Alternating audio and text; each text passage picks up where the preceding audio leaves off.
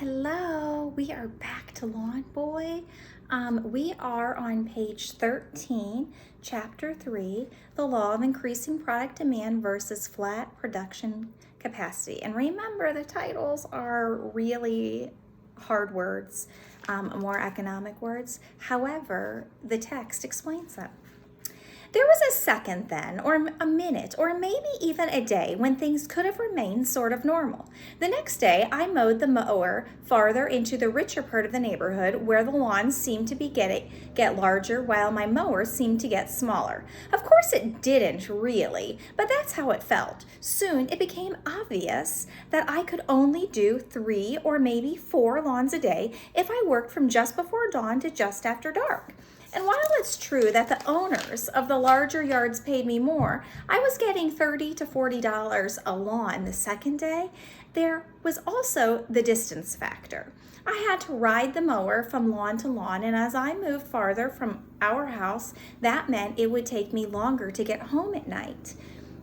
Putting down the edge of the street on the mower, obviously he can't drive, so he rides his mower. Plus, I had to stop every few hours to buy more gas, and that really chewed up my time even more than the bigger yards. Great mower, small tank.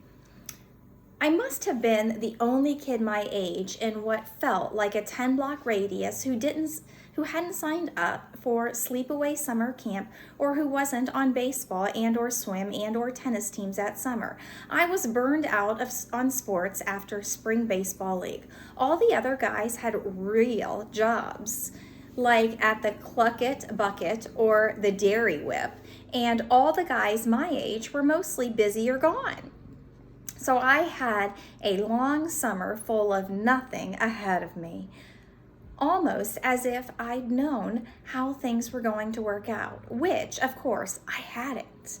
More and more people wanted their lawns mowed. On the second day, I had 8 jobs, and the fact was that I was fast approaching my limit. 3 lawns a day, plus filling the tank from time to time, was all I could manage, and I would have to mow the lawns every week. 3 lawns a day, once a week, 21 lawns if I worked 7 days, dawn till dark, no days off, making approximately $630 a week.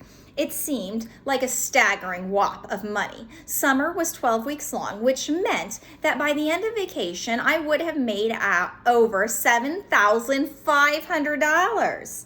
Way more than I had needed to buy a new inner tube for my old 10-speed. And of course, there would be no vacation, which ran through my head as I worked. No vacation, no summer fun, no bike trips with my best friend Alan when he came to visit his father in the summer. No vacation. $7,500. No summer fun. $7,500. I had just finished the second yard of the second day, and I was already a little sick of the sight of grass. The only sound in the world seemed to be the sound of the mower. The vibration of the seat was the only feeling my butt had ever known. I broke my butt. And then I met Arnold. He showed up on the sidewalk when I started the third yard of the day. Another customer, I thought. I had plenty of time to study him as I mowed toward him. Very short, I'm pretty short, and he wasn't much taller than me, and kind of round. Not fat, not heavy, just round. Everything about him was round. Round shoulders, hips, arms, legs, even his head was a ball. And his haircut looked like somebody had put a large bowl on his head and cut around it with scissors. Wild clothes. I saw a 70s show on television once, and everybody had shirts with impossibly long collars and colored patterns that looked like maybe somebody had taken a bucket of flowers, dipped in paint, and thrown it at the actors. That was Arnold's style. And he had a wide tie and a kind of sport coat that looked suede, but was cut with wide lapels and shoulders and a narrow waist that didn't look too good on his round body. He looked like somebody who had flunked clown school. It was hard not to smile. Can you visualize him? He waved as I approached, and I stopped and pulled the throttle back to turtle. I liked that. Turtle or rabbit, not written not fast or slow, just a picture of a turtle or a rabbit. Everything should be that way. Highway signs, posted signs in the hallway at school, turtles or rabbits. It's so simple. I hear you're the new lawn boy. I nodded. He went on, my name is Arnold Howell, and I'm over there on the corner. How much would you charge for my lawn? I looked past him. It was good size, but flat, and not much detail work. Would $40 be all right? $35 would be better. Well, other people had been paying me $40 for a lawn that big, and that seemed fair, I guess. The thing is, I'm having a cash flow problem, and I'll have to scramble to find even $35. I'm a stockbroker, and I work from home, and I'm a bit overextended right now. All of which was more than I needed or wanted to know, but he seemed okay, and I thought he had an honest face, which turned out to be right, except that I'm not sure what a dishonest face would look like. Maybe a sneaky turtle or a shifty rabbit. Tell you what, he said, how would you like to barter? Like, take it out in trade. I don't know what you mean. I didn't think he'd have anything I wanted. Not clothes, especially not clothes. Like I said, I work from my home. I do mostly day trading, work the small board, so to speak. I mean, it's far out, a real groovy way to work. And I make a nickel now and then, you know, moving this and that. Was he crazy or one of those people with something loose in his brain? Somehow he forgot he was talking to a 12-year-old kid with an old riding mower who knew nothing about the stock market. So, like, you're too young to have an account of your own, but I could run the $35 I owe you in on my account and make a purchase for you. How would you feel about that? It would be in my name, which is not his name, but you would get the proceeds. What do you think? I don't know what you're talking about. You're going to buy something for me with money you owe me but don't have. Exactly. What are you going to buy? Stock. What stock? Shares in a company. You could buy shares in a company? Why? Because then if the company does well, the shares go up in value and you sell them to someone else and make money. That's how the stock market works? It's that simple? Well, yes. With a whole bunch of rules and regulations and controls, that's pretty much how it works. And you always make money? He shook his head. Not always. That's the beauty of it. If the stock you buy goes down, you lose money. Oh. You have to be aware of that and buy carefully. Well then, the secret is to only buy stock that goes up. Arnold nodded. How hard can it be? I shrugged. I didn't have a clue what I was talking about, but it seemed pretty basic, and I had pockets full of money. I hadn't figured out where in the house to hide it, where my mother couldn't find it, so I kept it jammed in my pockets. Can you imagine that? He has his pockets filling with money. It could fall out at any time. Arnold made it all seem so easy. Let's do it, I said. We just finished chapter 3. How do you feel? Would you have done the same thing that LawnBoy did and given your money to stock to a stranger who just came up to you on the street, or not? Chapter 4.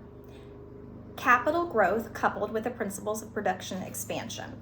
I guess you'd say that I'm a pretty normal boy, intelligence-wise. I mean, it's true that my parents are very smart people, maybe not about money, but in other ways. My dad is full of ideas and how to tackle them. He even understands Einstein. My mother can do amazingly complicated math in her head. I'm not like that. Now, I can read and learn things. I go to a regular school in Eden Prairie, and I get good grades. Maybe good is too strong a word. I get all right grades. And with my average brain and average grades, I lead a pretty average life. When I was small, I played with toys, made models. I sometimes still make models. I went through a massive video game phase and still like to play now and then. I'm sure you can make connection with that. I like girls, but can't talk to them. Not a word. I try to be nice to everyone and polite to old folks, people over 20 or 30. Really? What would I be, a great grandma? So there's nothing to explain what happened to me that summer. It's easy to say it was all just luck, but it's hard to believe that there wasn't some kind of force behind it. After meeting Arnold, I wasn't sure exactly what he was going to do, but 2 days later, I mowed his lawn and he told me that he would buy me not $35 worth of some kind of stock, but $40, which was the original amount that I'd wanted for mowing his lawn. You're right, he said, that's a fair price. I bought you stock at a small company that makes coffins. They're just starting up and the stock is going for 50 cents a share. Coffins? You mean dead people? Right. But I don't want any coffins. You're not going to get any. You're going to get 80 shares of stock in a company called the Memorial Wooden Container Corporation. Well, good, because a coffin, that's more trouble than I need right now. I agree. Is something wrong? We were standing on Arnold's front steps and he handed me some kind of hippie iced tea that tasted sweet, but he said had no sugar in it. He studied my face. Nothing really. It's just that I'm getting more and more jobs. I can't do them all, and I have to start turning them down. Supply and demand, Arnold nodded. It's groovy, man. The very nature of the concept of economic structure. You just need more mowers, more people to meet the growing demand. The previous lawn service, before, of course, the unfortunate instance of the romantic mishap, had a small crew of workers to handle the burden of all the lawns you're now working. You need to start distributing the wealth, dispersing the work far out. It's beautiful. Well, it might be beautiful, but I can't do it. I don't know anybody. I might, he held up his hand, be able to help you with this. Help me mow lawns? Even his smile looked round. No, I'm busy, but I've done some investing for a man named Pasquale. He knows lots of people who are always looking for work. He's a good, reliable person, known him for years. Can you come back after dark? Well, sure, I suppose. Not real late because my parents want me in by 9, but alarm bells were ringing in my head. Why only after dark? Pasquale looks after his kids during the day. When his wife comes home from her job, then he goes to work. He mows lawns when people are sleeping. Arnold shook his head. No, he does other work that isn't so noisy. Trimming, fertilizing, that sort of thing. Quiet things that won't wake the neighborhood. In the dark? He wears a headlamp. Ingenious, really. I admire his creativity in the face of opposition. Entrepreneurship at its finest. There are no impossibilities, just hurdles to be overcome. Is it, safe? Kenny Halverson's uncle said he didn't like half the things he saw in the daylight and that there was a very good reason for being afraid of the dark.